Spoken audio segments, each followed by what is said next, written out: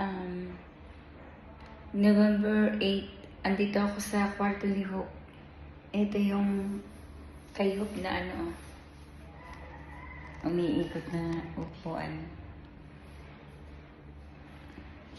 So, masama na pakiramdam ko. Pinilit ko lang sumama dito. Grabe. Parang umaangat ako sa sa flooring. Sobrang sama ng pakiramdam ko.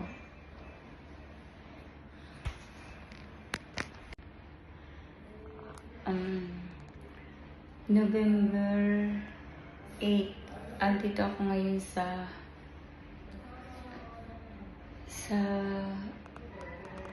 Balagtas. Ito.